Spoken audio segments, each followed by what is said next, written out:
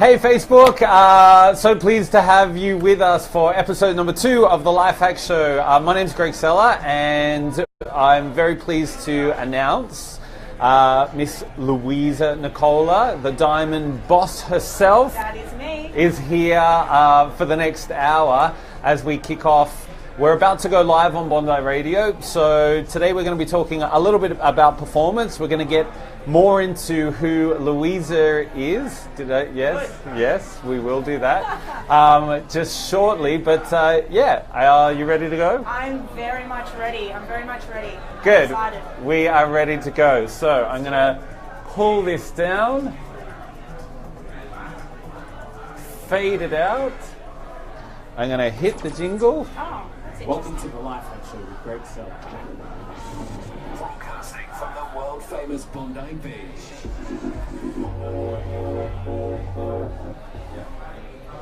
Guys, welcome to the LifeHack Show with Greg Sellar. This is our weekly mashup of all things designed to hack you out of your status quo. And we're going to do that by changing the frame on how you see your life. We're going to get in there and rip in and smash up some of those thinking and behaviors that might have held us back previously, and it's all in the name of getting some better outcomes in life. And as always, speaking of a fantastic outcome, I'm so pleased to have my guest co-host today, Miss Louisa Nicola. Yay! Drum roll. If we had a drum roll and I knew how to do that, I would put a drum roll in there. So we'll talk a little bit more about Louisa's background shortly, but the overall arc of what we're going to talk about today is performance, and it's performance as it relates to Timothy Galway's book and his performance equation from his book, The Inner Game of Tennis. So it's right up your street. Absolutely. Yeah. Just to let you know, Louisa has a background as a triathlete. She currently works as a mental performance coach, owning her own company, a mental performance coaching company called The Diamond Boss. Actually, it's called Neuroathletics. Yes. Company. I was going to get to that. She's ruining my thunder as she speaks. But we'll get to that. So The Diamond Boss, and then your background, actually, you have a master's degree in mathematics. This is correct. Yeah, and it was the mathematical approach to how you actually train high-level athletes to take them to that elite status, giving it a little bit of a mathematical feel. Yeah, definitely. So what I looked at in the thesis of the mathematical degree was we looked at the algorithms behind neuroperformance. So what happens in the mind of an elite athlete? What happens at that ultra elite level? Like you look at anybody in the NBA, like Carmelo Anthony, for example. What happens? What goes on in his brain when he's just about to take a shot? And that's what I was so interested in. And look, everything, Greg, is mathematics. So there's an algorithm to everything. There's a 0 and a 1 in all of us. Some of us have the wrong amount of zeros and the wrong amount of ones, which I'll put my hand up. I'm probably one of those guys. But I think that's really fascinating. And so currently, the part that I was getting to is that you're head coach and director at Neuroathletics, and you've taken this mathematical approach and also the management of getting in and really working with not just athletes, but you've also got actresses, you've got models, you've even got Olympians, and am I right in saying a former Miss Universe all on the books? We did, absolutely. So Neuroathletics encompasses a range of different services, all targeted at mental performance. Okay, so when we talk about neuro, what are we actually talking about? Just explaining to the listeners, neuroperformance. Neuro meaning what? Neuro meaning dealing neurologically. So what I found, especially training as a triathlete back in the day, what I found is that when you reach an ultra elite level, things become 90% psychological and 10% physiological. Yep. Because you could agree there's only so many tactics, there's only so many skills that you can have, okay? There's only so many skills that you can have, and when you reach that level of ultra fitness, you can't get any fitter. Your body is not going to go any further. So what is limitless is the mind, it's the brain. Okay, and what I'm fascinated in is the fact that in mainstream media, all we hear about is the mind. mindfulness, mindset. Nobody really understands the brain. And at Neuroathletics, we have a philosophy, and that is the mind is what the brain does. Okay, so we are down at beautiful Bondi Beach today. I won't say that the outlook is super amazing, but we're getting there, and there's certainly nothing to complain about. You're off to America, right? Tomorrow? I'm off to America on Thursday. So I'm trying to get in Just all me the not great knowing what coffee day that it I is. can get here, because the coffee over there is not too good. Yeah, I have to say, with no offense to all our American listeners, but sort your coffee out. Yeah, I mean, definitely. seriously. Learn what a piccolo is, and then maybe I'll think about moving there. Yeah, well, if they got no chance with a flat white, latte is basically hot milk. Yeah. So you can't screw that up too much. But it's one of the few countries that still, when you go to a restaurant, and by the way, I love all my American friends, when you go to a restaurant and they have coffee, they bring the pot around. Yeah. I love that. I don't. Right. It's more like instant coffee. Well, when I say I love it, I'm more amused by it. There's a silent amusement in all of that. All right, so we've set up that you are an expert in what you do. Yes. I love the fact, coming from a triathlete background and a sports background, the idea of like the physicality will only get you so far, and then if you want to move forward, you got to look at the brain. Absolutely. And I think a lot of my guests over this 8-week show, although they will have come as a similar background to me, some of them will have come from the fitness industry. The thing that we all, as we get a little bit older, start to realize is typically it's not going to be the body that holds you back, because like you said, the body is capable of remarkable things, but eventually it's going to hit a ceiling at some point for you. The question is, what do you actually believe that you can do, and what will your mind allow your body to do in higher performance? Yeah, definitely. And we deal a lot with neuroplasticity. Okay, that basically means the brain, plasticity. The brain is like, it's plastic, okay? Yep. And when I say that, it means it can be rewired to anything you want. You can actually train your brain to believe that you are anything. So that's why it's limitless. You can actually, there's been studies to show that if we had 6 months with each other, I could make you believe that you were a unicorn. Well, I have been known to have some horns, but I usually have 2. It's more the devil than one with the unicorn. But yeah, I actually read a book as part of my learning when I did a coaching, mentoring and leadership diploma. And it was called The Brain That Changes Itself. Beautiful book, I love by it. Norman Doidge. Yeah.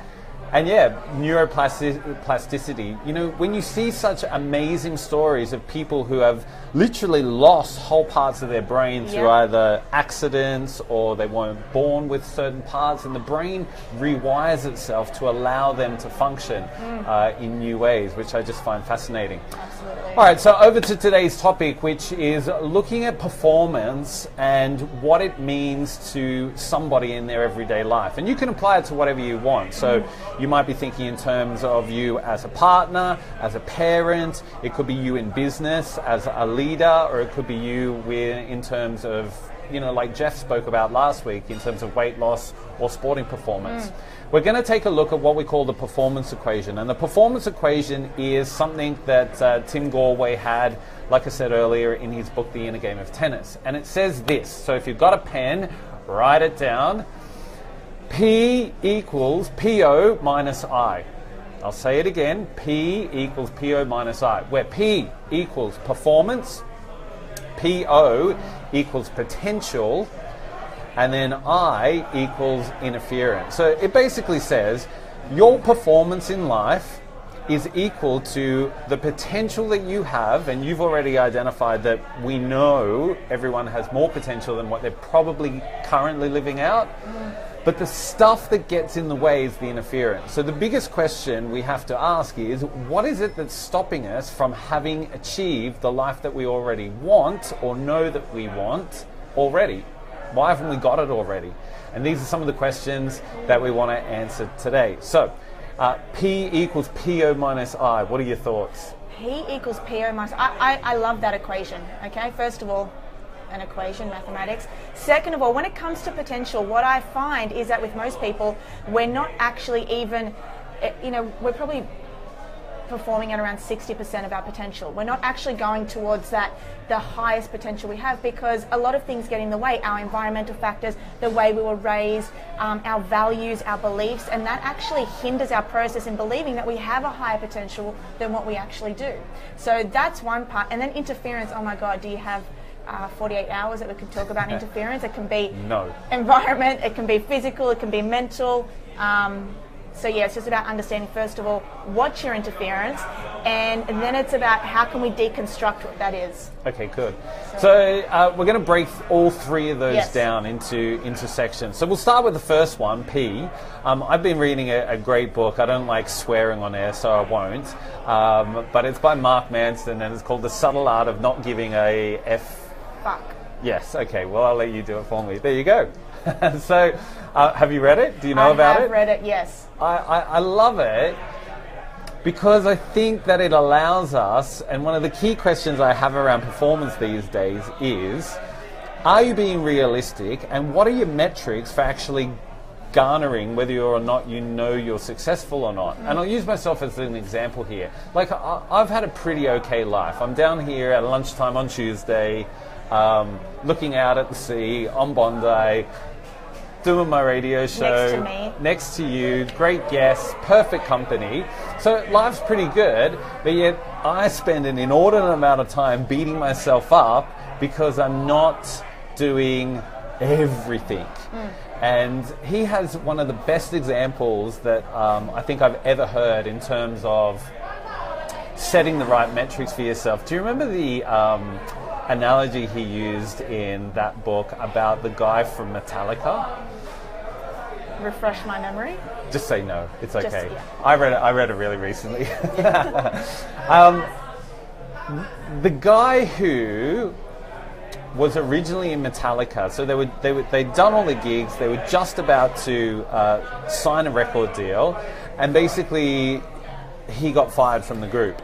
Yes. Yeah, and so he went on to form, I think it was Megadeth, that heavy metal band. Now, Megadeth, for any of you heavy metal, what is it? Is it called death metal? Heavy metal? Too heavy Both metal. death and heavy? Too heavy metal, yeah, death by heavy metal. He went on to actually set up that band. Now, that band has sold millions of records, sells out arenas. He is rich beyond his wildest dreams, yet his level of success was always determined by, in his own brain, him not ever being that member of Metallica. Yeah. It just something just sparked that. Book also deals a lot with other people's point of view. Yeah. Okay, suffering from POV. So obviously it's about not giving a fuck about anybody else and what they think, but it's really understanding when you can come to a point in your life where you don't care about other people's point of view and you can really move on and cultivate exactly what you want. That's when you create the success that you need. Yeah, unfortunately for him, it took him 25 years to get to that point.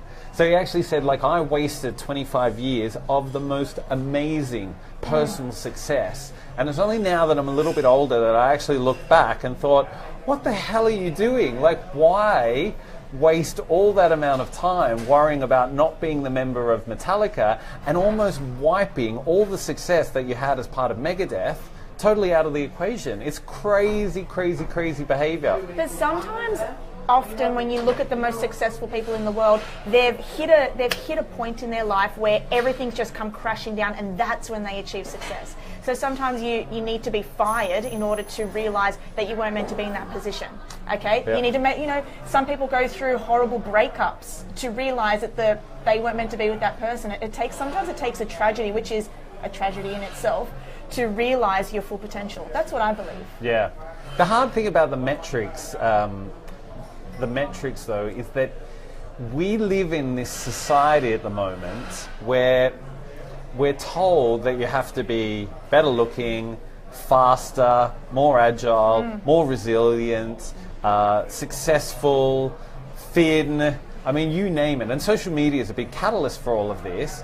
The problem is that a lot of the message is you need to be here, and in order for you to get from where you are now to that point of amazingness where everything will magically be okay, the problem is that it just highlights you're not there yet, so there's something wrong with you, and you know, you've got to find a way to get there because where you're at is not that great. And I think that's a bit of a problem. Yeah, I'm fascinated in understanding, especially with my athletes, when they compare themselves to other athletes. It's like, well, you look different, you're a different age, you're a different genetic makeup, and yet you're still comparing yourself to someone who's not even in your race. And albeit for me, I used to do that too. I used to compare myself to other athletes that weren't even running my race. It's like everyone's different, but it comes down to the same thesis, which is you don't have the power to change your world until you truly know who you are and until you truly accept who you are. And that comes from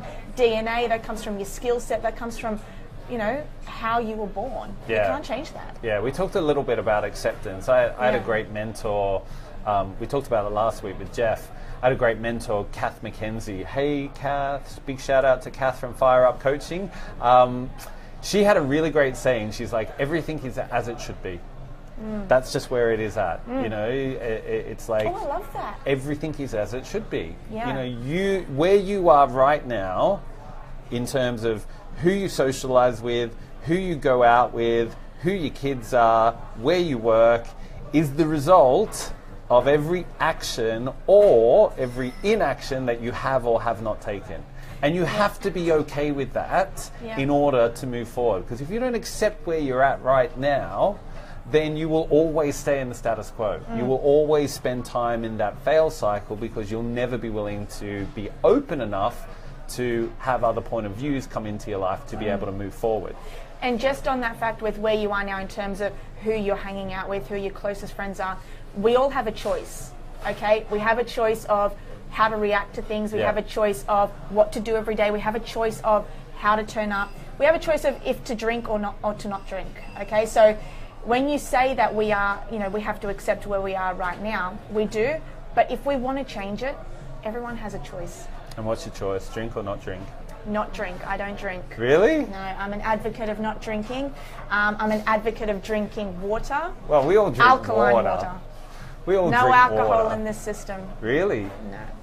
So what's your guilty pleasure? Chocolate. Oh, well. See, that's my problem. I don't have an off switch. You know how some people say, "Oh, I don't really like ice cream," or I'm more of a savory person than sweet. I don't do alcohol. No. You're just everywhere. I'm just everything. I'm everything to everyone, and that will be my downfall. But the thing is, I'm Greek, so it's, you know, we've been brought up with carbs, with the sweets. We've got, you know, I've got no choice. It's just in my DNA to like everything. Well, you just finished telling people everyone's got a choice. Yeah, but look, when you're Greek, it's different. You have a choice, listeners, unless you're Greek, okay? And if you're Greek, you're screwed. So we'll just draw a line under that. But I do think, in all seriousness, that's a really big one, because I know you will have found, just as I do with coaching clients, that some people get stuck, for want of a better term, because they fail to believe that there is a choice in what they are able to do in the future. Yeah, definitely. But breaking through that, sometimes it's a brick wall and sometimes it's just a glass screen, okay? So breaking through that is the ultimate. Perfect. All right, so just to recap on performance, we want to set the metrics right. You talked about accepting where you're at now as being just that. It's just where you're at for now. It doesn't mean that's always where you'll be in the future. I think we all need to ask ourselves the questions just a little bit more often of like, what is it that stopped us from actually getting to where we want to be? And if you can answer those questions and get the right amount of action to be able to move forward, then performance will have no choice but to improve. So with that, we are going to head off into some music, and we will see you in just a second. Pure Class A, high voltage, ultra live and direct. Bondi Radio. Well, there we go. There we That's go. 1/3 of the way down. Absolutely. We're still rolling though. How are you here. feeling? Yes. It's We're all still out rolling to on the Facebook. Facebook. If you are on Facebook Live, send through any questions you have. I'll personally go on and answer them. Anything related to mindset, performance, books, triathlons, Greek carbohydrates, food, lamb, anything. My earrings, and the fact that I've got the microphone on the outside of my shirt because I wasn't prompted to put it the way you have it, all nice and neat like that. Yeah, I hate cords. Anything untidy. Yeah, well, that's okay. Right. It'll just draw extra attention to what's across your chest. Yeah, exactly. I thought you didn't pick up on that earlier. I did. It's basically saying this is the ultimate state of high performance when you're at that level where no one can mess with you. Yeah, absolutely. Just promoting high performance. That should be your slogan. Yeah. At Neuroathletics, promoting the unfuckwithable. That's right. It's a great word. Yeah. I'm just waiting for it to meet the English Collins dictionary that year it's an where adjective. they add, It will get in there eventually. Cool. So, what are you going to LA for? So I'm going to LA for 4 days, and then I'm going straight to New York. I've got many workshops. I've got about 6 different athletes that I'm working with there now. So we've got boxers. We've got 4 professional boxers. Yeah. Wow. Yeah. 4 professional boxers, 2 amateur who are getting at that stage. So they need me there, and I'm also looking at some NBA, some basketball. Yeah. The place to be. The place to be. And you know, America is just, they take on board everything when it comes to mindset and mental performance. Whereas in Australia, I think maybe we're about 5 years, this is probably about 5 years ahead of the time. There's also a mentality, like there's such a, this is the part where we've knocked your coffee, we've said it's crap, and now we need to boost you back up a little bit. I think the thing I love about the American culture is, one, the consumerism, just the idea that they're so open to accepting new things, and also they don't really suffer that. And I think Australia is kind of coming out of it a little bit, that tall poppy syndrome, where they actually celebrate success and they want everybody to try and have success in their own way.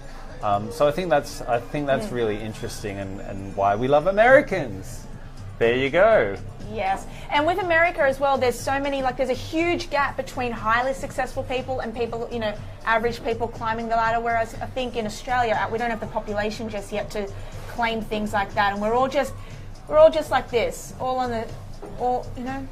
equal, and it's very competitive. Yep. All right. So we have probably about another 60 seconds before we head back to the live thing. How you feeling? You okay? I'm feeling really good. Good. You relax. Take a big deep breath. So relaxed. I'm on 1 coffee, which is great. Oh, so it's not alcohol, it's coffee. I'm on 1 coffee. How many do you normally have? 2 almond piccolos a day. Oh, that's good. It depends what time I get up. Sometimes it could be 3 7. or 4. Yeah. 12. No. 7. Yeah. Make it through those first coaching clients at 7 a.m. delving all their problems onto you. All right, so we're going to head back in. We're going to pick up the conversation with our P equals PO minus I, and we're going to start talking a little bit about potential. Coming right at ya.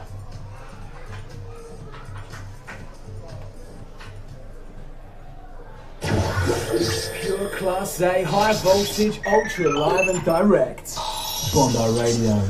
Bondi Radio, Bondi Radio. Bondi Radio. Yes, welcome back to the LifeHack Show with Greg Sellar and my glamorous co-host for today, Miss Louisa Nicola, the Diamond Boss, the head coach and director of Neuroathletics, coach to the stars, delivering her mathematical performance, high management of elite trainers and athletes. So welcome back. What a great friggin' intro. Can we record that? It is recorded. Great. It's recorded, and you can take it and you can use it and you can put it wherever you like. All right, so picking back up on where we left off, P equals PO minus I, where P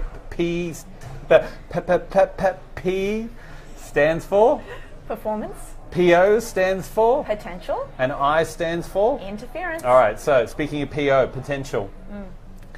I don't want anyone out there thinking like today's the day that you go quitting your day job over, oh, I haven't reached my goals yet. I have to fly to the moon and be amazing, and I've listened to the Life Hack show and it's all looking great, and Louisa's told me that everyone's got the potential and I'm only operating at 60% of what I do, and so I'm going to walk into my boss and I'm going to hand in my resignation and screw the lot of you. I'm out of here.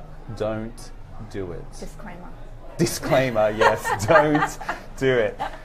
Because the other side of that is, like, you got to be a little bit realistic. I don't think potential for you right now has to be I don't think it has to be an or. I think it can be an and. It definitely can be. It's like when you start a business. Okay, just say you're working. You know, when I first started my business, I was a high school teacher. Okay? Oh wow! So I was a high school teacher for 6 years. Maths, Greek. Of course, the most important subject. So I was a maths teacher, and I actually started my business whilst I was there. So I was doing that whole 9 till 3 p.m. I was going to say 9 to 5, but come on. She was kidding herself. 9 to 3 p.m., going home 3:30, working until midnight on the business. So, yeah, don't quit your day job. Yeah. It's really interesting. Like I've been doing some leadership training days working as a facilitator for another company, and I met Chris Walker, who is an amazingly intuitive, very insightful guy. And I remember Chris was like, "Look, I gotcha. I know what you're about." He said, "But I can also see that if you," and he went as far as saying this, "if you don't start to sort out like your headspace now, like you're going to end up depressed." Yeah. Oh, God, yeah. Yeah, you're going to end up depressed, because he said you're so anxious over like not wanting to be where you are and maybe thinking that you need to be there, that it's not killing you, but like mentally stifling you. And so he said, "Well, what do you want to do?"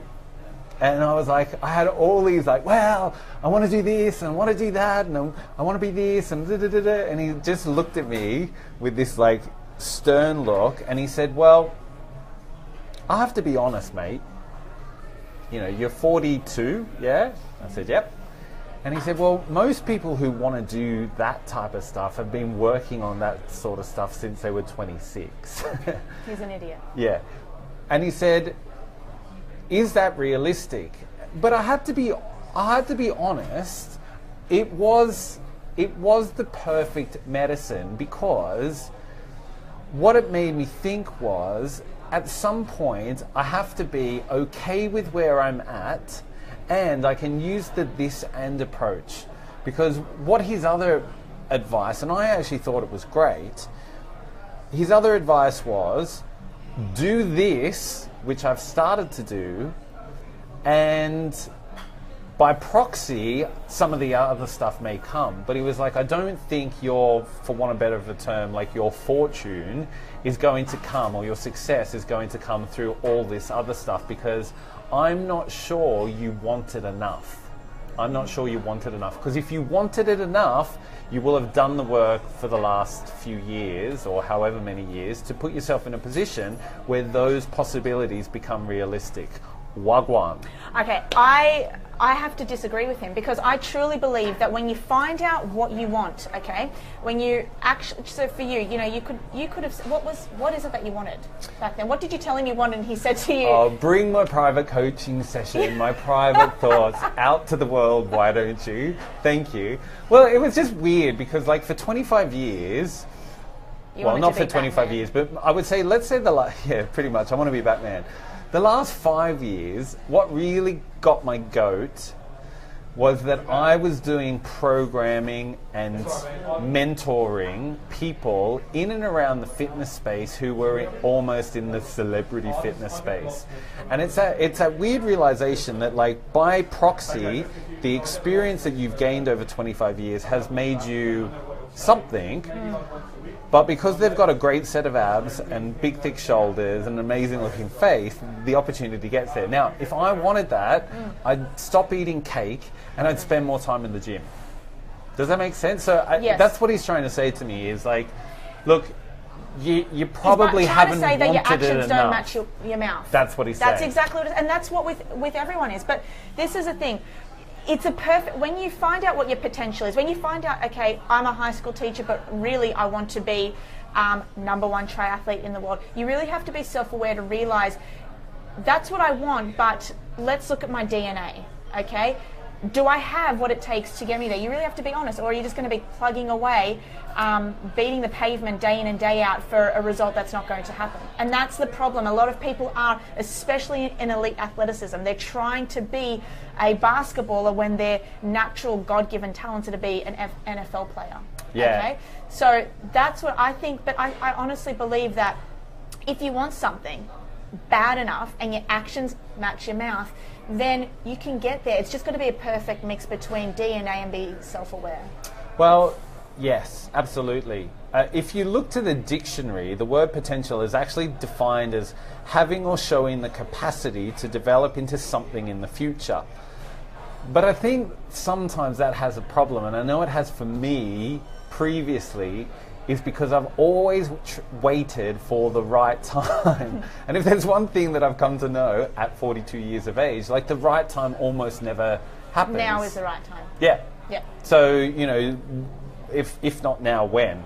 And it has to be now. So, you know, what would you say? I read a really amazing quote last night that said, "The path forward is made from walking, not waiting." Oh, I love that. The path forward is made from walking, not waiting. Yeah. Basically what I get from that is action. It's literally putting pen to paper. Do you know how many people I hear every day saying, I want to, oh, Louisa, I'd love to be able to write a book one day, but you know, I don't, and they come up and it's straight away, I can't do this, and I got this, and I've got kids, and my husband does this, and it's like, whoa, whoa, whoa. Like, what's the book on? They don't even think about it. They don't even put in the steps to actually step by step get there. It just starts off with steps. It's finding out, this is where I want to be in 10 years. Let's reverse engineer it and let's start off with step 1. But people just say, this is what I want to be in 10 years. Oh, I can't do that. Yeah. That's just how it happens. They just, boom, they just put a roadblock there. Yeah, and so it comes back to that idea of the limiting beliefs and almost being caught in a fail cycle. Yeah. The stock market has this really horrible, horrible saying, and I'm going to apologize to any cat lovers out there, but it's called a dead cat bounce. Have you ever heard of that? I don't understand it. Yeah, you don't. I'll explain now. It's another reason to hate bankers, but it's called a dead cat bounce. So basically it's a stock market term where they see these little momentary blips of excitement in the markets and then it quickly flatlines out. It's a dead cat bounce. So basically, as horrible as it sounds, if you throw a cat, it might bounce, but it's still dead. Do you like cats? I don't have any cats, so thank God. Yeah, I'm a turtle lover. Yeah, and a turtle lover? I love baby turtles, yes. Have you got a baby turtle? I did. Unfortunately, he passed away. He jumped off my building. Yes, it's a long story. And we don't have time for it, unfortunately. So in between the parts, when we go to music, and if you're still watching the Facebook Live, the first question I'm going to ask is, what was your turtle doing on the top big of your building? hashtag WTF over the turtle. All right, so looking back to potential, I don't even know what we were talking about with potential. We were talking about the right time, yes, getting the right time, yeah. Understanding that it is going to come from a point of action. What would you say to people who are a little bit like me in that their perfectionistic tendencies have held them back because they've set up this limiting belief that they don't know enough, that they shouldn't be doing a radio show because there's probably people who know more, that they shouldn't write a book because why would anybody possibly want to hear what they have to say? What would you say to that?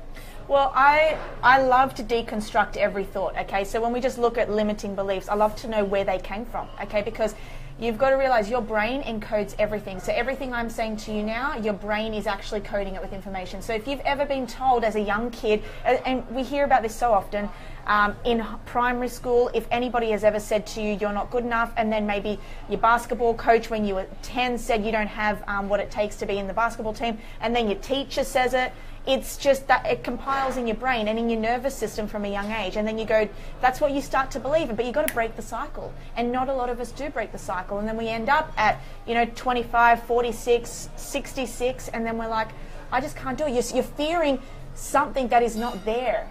It's not even there. It's make-believe. That's why you literally just have to cut the bullshit and just move on to what you want to do, because Oprah speaks about this a lot. I know you want to talk and you're busting to say something, but I'm just going to keep going. I'm just saying, like, isn't it amazing? And we'll come back to Oprah. Like, just how long people will carry these thoughts around with them is this like baggage.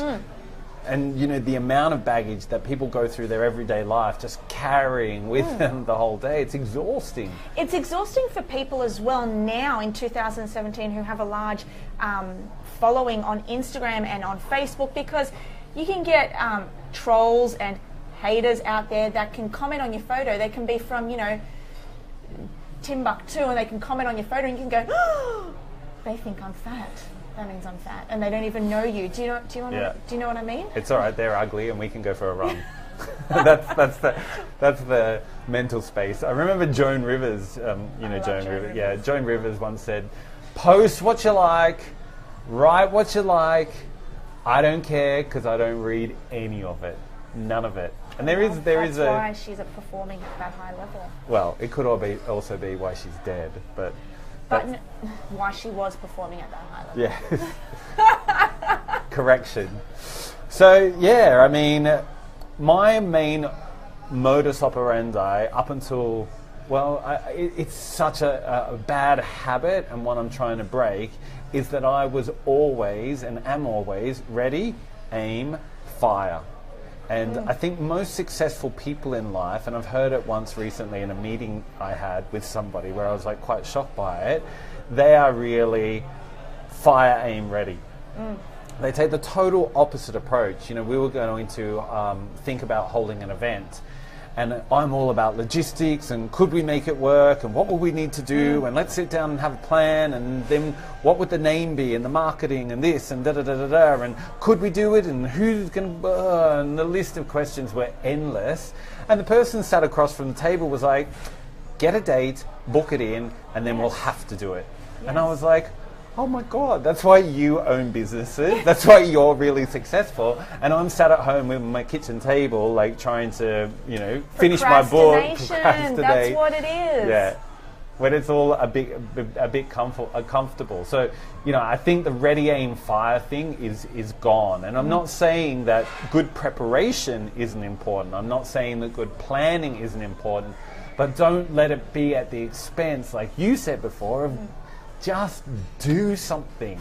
Do anything that's going to move you in the step of whatever your goal might be. I truly believe that too. And then on that procrastination, you've got to look at why we procrastinate. Is it just laziness? Is it knowledge? You don't know what to do to get to where you need to get? Could be. Yeah. It could be like Chris said to me. Maybe you just don't want it hard enough. Yeah. Because if you wanted this level of success so much, you would find a way to put more effort in. You would find a way to work a little bit harder. You would find a way to get the knowledge necessary for you to move forward. And we live in Australia. Things are pretty comfortable. The sun's shining. Your biggest worry is what your piccolo's going to taste like, or you missing out on it, or whatever. It's like, we're not living in dirt, or most of us aren't. So, things can get a bit comfortable. And how much do you want to rock the boat? And it's a huge cliche to say this, but when you really think about it, I know she's spoken about a lot, but Oprah, she literally, as a young kid, she was brought up with nothing emotionally. Yeah. She was brought up with nothing spiritually. She was actually raped as a young girl, and she now is one of the greatest leaders of our time. And so you think if someone can pull themselves out at a time where there was no social media, so even building a brand, building a business, building a life was even harder. She came from a minority. She came from, a culture that wasn't accepted. like if you just read her story and you just look at the most successful people and you realize that they've come from tragedy. And I always go back to even Jay-Z because I love him. I've studied him. I love he always talks about going from Marcy Projects, from hustling on the streets to being, look where he is now. He's also a world leader. Yep. Isn't it funny how But in Australia, we get given so much. We get given free healthcare, free education, and we're still sitting at home going, I'm bored. I'm bored. I don't have enough. I need more. Give me more. Yeah. All right, so let's head back into some music just to recap on the whole potential thing. You know, your time is now. You don't really have an option. Well, you do. You can wait. But, you know, like we said before, those paths forward are made by walking and not waiting. So the biggest mistake you could probably do is think about that there is going to be, in the future, some magical time where all the stars are going to align and somebody's just going to walk up to you on the street and say, here's a TV show, here's a radio show, you look amazing, let me make a product or a brand out of you. It doesn't happen. You're going to have to hustle and you're going to have to start.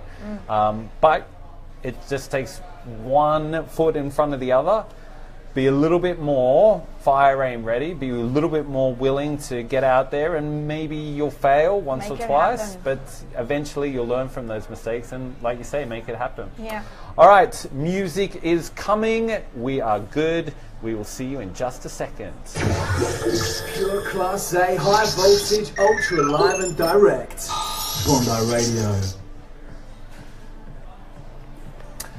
So I just like to touch on the turtle situation. You know, okay? you knew it. You knew I was going to ask you straight away. And it's a very emotional subject. What for happened me. with the turtle? So my baby Phil, I had a little turtle. I got him when he was just like the size of a 20-cent piece.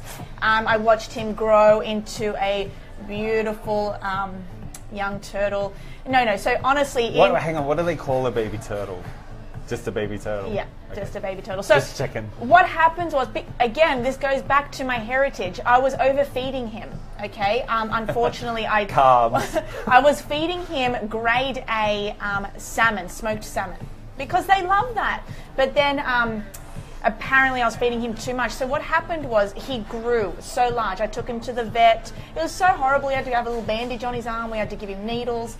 I understand. I know you're looking at me confused, but No, it's a look of concern. Was, I love animals. I hate the idea that animals are going to be in any level of distress. I know, it was Humans I'm so okay horrible. with, because most of theirs is self-imposed.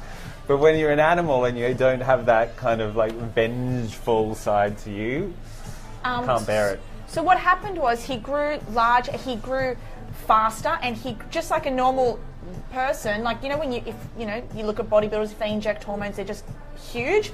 So that's what happened to him, and he grew so big he started climbing things, and we're on my balcony, and I literally turned for a second, and I'm on the 6th floor, and he climbed he climbed and he jumped over the edge. And his shell didn't help? Clearly Shells not. don't allow you to fly, no. No. There was no parachute attached, unfortunately. So well, I thought maybe the shell would have smashed, right? Oh, I don't mean to bring it up. Let's not talk about it anymore. Let's not talk about it. So, you're off to New York. Yes. What's next up for the Diamond Boss Neuroathletics? So, just to clarify the difference between the two, so Neuroathletics is a full agency, mental performance agency for athletes. And so it's your agency. It's my agency. Yep. So we have, right now, about 98% of all of our clients are athletes. The other 2% are a mixture of entertainers and entrepreneurs. Now, the Diamond Boss is me. That's like my alter ego. Yes. Yep. So going back to what we'll be doing in New York, so we have a range of services that goes from, we have apparel coming out, we have online, we have an amazing online program coming out, and we have nutrition coming out, because I think when it comes to mental performance, it's the brain, it's the body, it's what you ingest, it's everything. You know, it's not just the brain, everything you ingest, like from water to food, all comes up here as well. Yeah. So you're feeding yourself the right things. So that's Absolutely. a big component of it. I think everyone, well, not everyone, but a lot of people are coming around to that idea of that holistic approach. Because it used to just be like people would go, if they felt screwy in the head, they'd go to a psychologist. Yes. Or if they felt like they were overweight, they would go see a personal trainer or unhealthy. And now there's this kind of fusion in the middle and that understanding that like it is all interrelated. It's all in one. And that's actually in America what they're doing, and I love this. They're incorporating these high performance gyms where there's a dietitian, a chiropractor, a physio, personal trainers, and all in one. And I think that's a great model. And I think Australia is going to get there in the next 5 years. You're going to see a lot more of those things happening. I've already been introduced to 5 different organisations in Australia who have got that right now. It's an all in one. Oh, good. Yeah. Good, yeah. We're a little bit behind down here, but, you know, hey, you can't have everything. No, You can't have fast internet speeds. We're at Bondi right now. Marriage equality. It's 1 p.m. on Tuesday. We're at Bondi, and there's so many people out and about like it's a weekend. So I'm troubled. Do these people work? No, do you know? Well, I used to live in London for 17 years. So every year we would come home at Christmas, but we would be here for a good chunk of time. And I was just like gobsmacked at how many people are always in the cafes, like Monday, 11 o'clock, Wednesday, 9:30, 3 p.m. There just doesn't seem to be, I don't know, don't people work anymore? Maybe that's the problem. It's okay when you go to Europe, when you go to Greece, but look what's happened to the economy. Look what happened to the economy 6 years ago. So it's okay for them to be hanging out, drinking coffees at 1 p.m. Well, to be fair, I think most of these Plus guys... they do siestas. Most of the... Never underestimate the power of a good siesta. Oh, yes. I never get them, but I can understand where you're coming from. Yeah. I would love to have one of those one day. 2 p.m. Set your alarm. Get in there. All right, so we've got about another 30 seconds and then we'll head back into it. We're going to cap off on the final section of our performance equation, which is going to be I... Interference. Is that I was like, that's an X. Yeah, because it's like... Good. I. Interference, so what is the stuff that gets in the way? And that's going to take us up to our book review, and then we're signing out for episode 2. So let us head back in. What are you doing? I was going to go live. Oh, do it. Do what you need to do. All right. Here we go.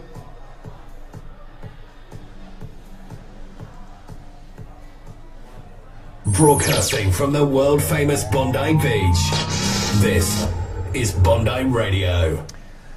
Welcome back to the Life Hack Show with Greg Sellar. This is episode number 2. Things are going well, I think. I think they're going splendidly. Good, as long as we're on the same track here, as we're on the home stretch. So we've been talking about the performance equation, our P equals PO minus I, and it actually comes from Timothy Galway's book, The Inner Game of Tennis. With regards to performance, just to recap, we had a little bit around what are the metrics that you're actually using, what are some of the things that can push us in towards higher performance, and how often are we asking ourselves the question, what is it that has stopped us from getting to where we want to be already? Why aren't we already there? With regards to potential, Louisa's specialty in there, how much are we reaching in our potential, roughly? Look, it changes. I'm not going to put an one-size-fits-all out there, but I was saying a lot of us probably around 60%. Okay, so the idea that we can't go past that is purely a limiting belief in terms of where you're at, what you're thinking. Maybe it's a physical thing, maybe your actions aren't in a line with where your goals are. So for me, you know, when Chris turned around and said to me, well, if that's truly what you want, you know, maybe you don't want it enough because you would have been doing more in order to get there by now, which was a bit of a reality shock, but a good one and one that I needed to have. And the idea of being a little less ready, aim, fire and a little bit more fire, aim, ready. You know, stop the perfectionistic tendencies, get out there, do something if that's what you want. Yeah. Which takes us into our final one, which is our I.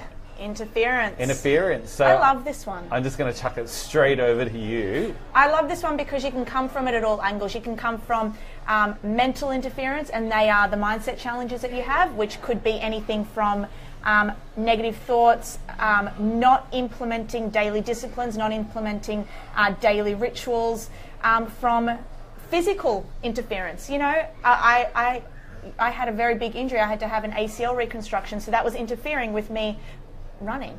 Okay, environmental interferences. It's just, I think it's so broad. I love it. Yeah. So when we talk about interference, like we said, could be physical, could be in terms of the thinking, and you mentioned that head trash, that baggage that we've been carrying around for just the longest time, and it's the stuff that exhausts us on a daily basis unless you can get rid of it. I would say that would you say, I was just going to give you the answer there, but that's just my opinion. Would you say that most interferences are actually self-imposed and person-made? Most, yes, not all. Okay. What would be some examples that wouldn't be? Terminal illnesses. Okay.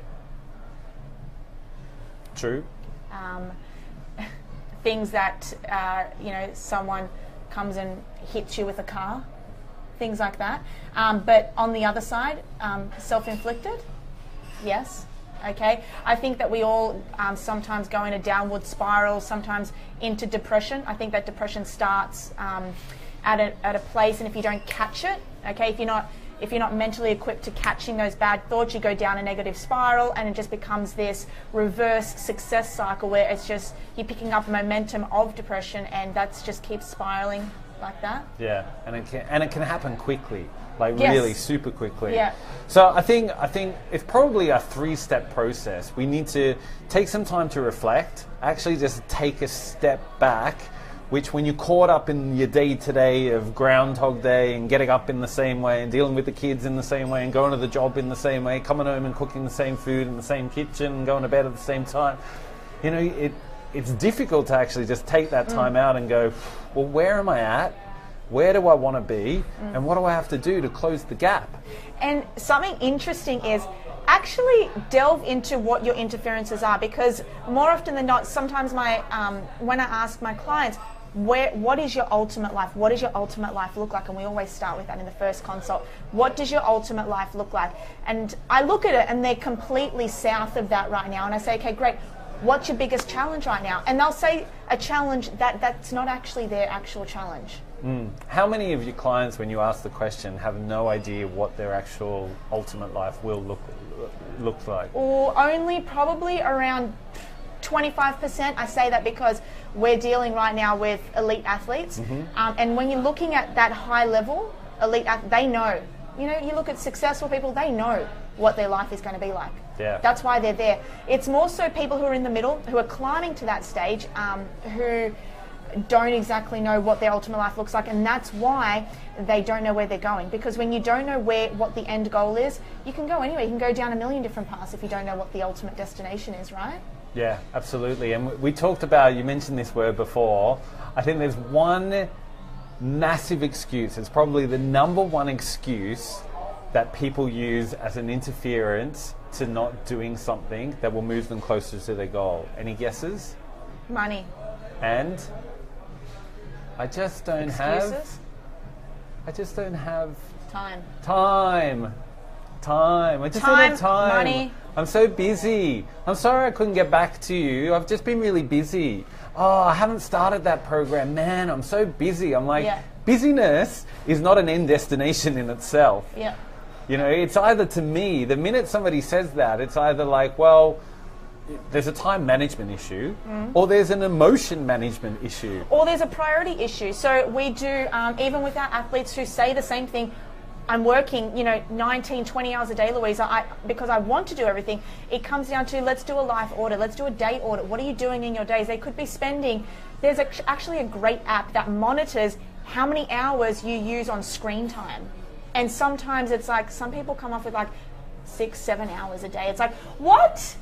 You could be sleeping in that time. You could have had 3 siestas in that, 5 siestas in that time. So it could come down to prioritization of time and what you think is the most important to be spending your time on. Yeah, so I love that. I love that. And I was actually told that there are 2 types of tasks. Have you heard of Pareto's rule? Yes, 45 on, 15 off. No, that's interval training. I'm kidding. It's an 80-20 rule. So Pareto was he was an Italian accountant, which is bizarre, and I think it was back in the 1920s and 1930s. He actually had this. It was a rule that kind of defined where the Italian economy was at the time, and he said that 20% of the people actually generated 80% worth of the wealth in the country. And then what they did was they actually applied that to people and their time management and to people and their lives. And when we talk about prioritizing, we talk about the tasks that we actually have, not all tasks are weighted equally.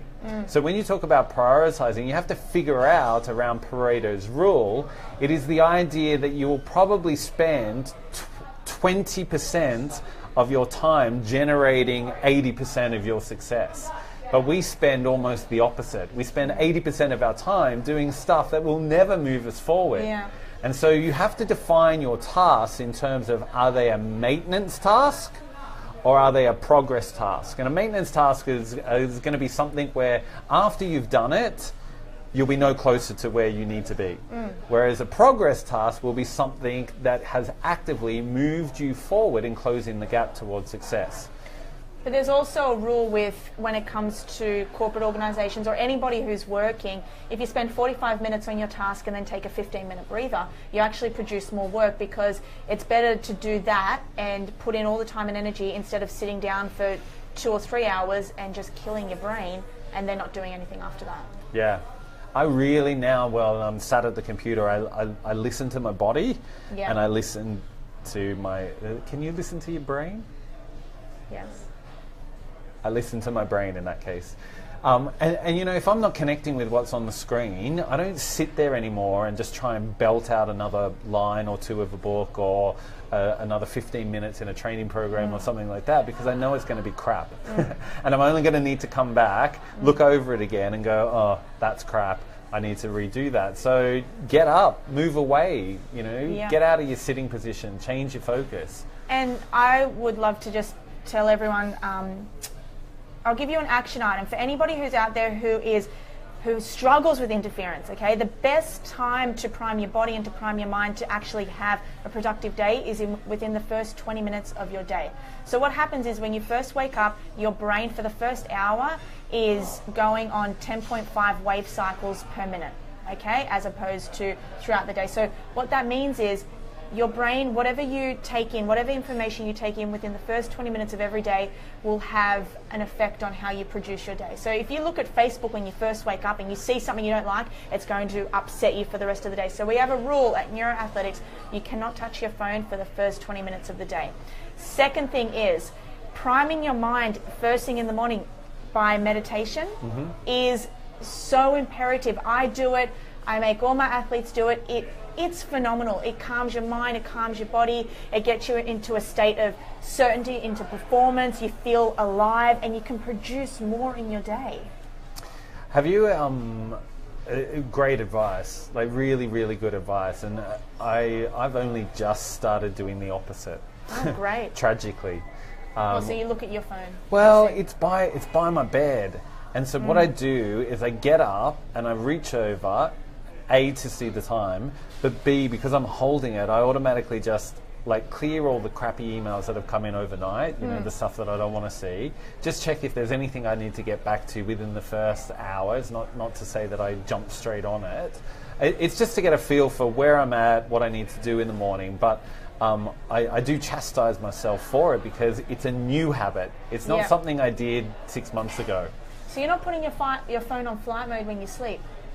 No, okay. it's on silent. Oh, mine's on flight mode. But then again, I've got a really good rule. I put mine in my bathroom. So when my alarm goes off, I have to jump out of bed, freak myself out, and actually go to the phone. Yeah. Okay. And by the time I get there, it's like you're not going to look at it.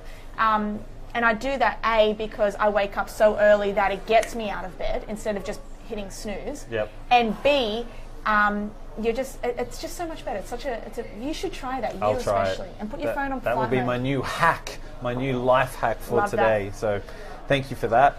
All right, so in terms of interference, we've spoken about our 3 steps. So the first is just to take some time to reflect, to prioritize, to know whether you are caught in maintenance or progress tasks, and remember that typically we need to reverse it. We need to get to what is going to be the most important stuff and start with those things before you get to the rest. And then the third, I think, is just to be really brutally honest with yourself in terms of that level of awareness around, this is what my thinking is, this is what my current level of behaviors are, and how are they helping me? How are they helping me? Are they moving me towards, or are they moving me away from where I want to be? It's just studying yourself, really. Yeah, it's being more aware. Yeah. And in order for you to do that, you've got to do that self-reflection. Take that time. All right, so just before we head out for the show, at this point of the show, I usually ask each of my co-hosts to bring in a book that has truly rocked their world, changed their life. What is it? Okay, guys, are you ready for this? This book, Seat of the Soul. Seat of the Soul. Yes, The Seat of the Soul. It's not the seed, S-E-A-T. So, by Gary Zukav. It absolutely changed my life. This is my go-to. It's just amazing, okay? And I've actually, as you can see, if you're on Facebook Live, I've bookmarked it, I've highlighted it. It's so beautiful. So basically the main things around this is Gary talks a lot about successful people, and he says the people who have an alignment between their soul and their personality, that's when you can truly become successful, because a lot of the times our soul doesn't match our personality. We're often acting out via our personality. It's not in fact via our soul. And how does he define like the soul? Like, you got to do a lot of research into it. What does he define as a soul? The person you were really born to be. But okay. I just want to read one sentence from it. Okay. Go. As you shine brighter, as your light and power increase with each responsible choice, so does your world. Love it. And that is the perfect ending to the Life Hack Show episode 2. So just before we do duck out of here, where can people find out more about the Diamond Boss and Neuro Athletics? Well, if you follow me already on Instagram, I'm always on there, so that's _ the Diamond Boss. Or you can go to www.neuroathletics.com.au for anything business-wise, or you can follow Neuroathletics on Instagram as well and on Facebook. Perfect, and there you have it. And don't forget to also like the Bondi Radio page, and you can find me, Greg Sellar, Sellar, on all the handles. It's all the same. And as well, I've got a company Facebook page, Greg Sellar.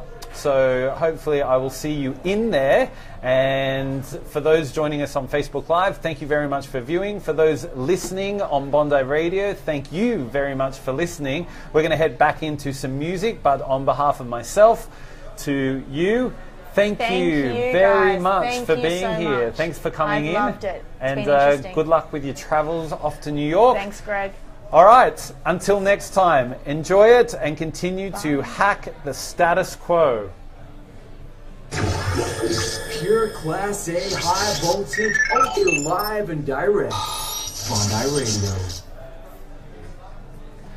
Bye, guys. Thank you so much for joining us, and we'll see you next time. See you later.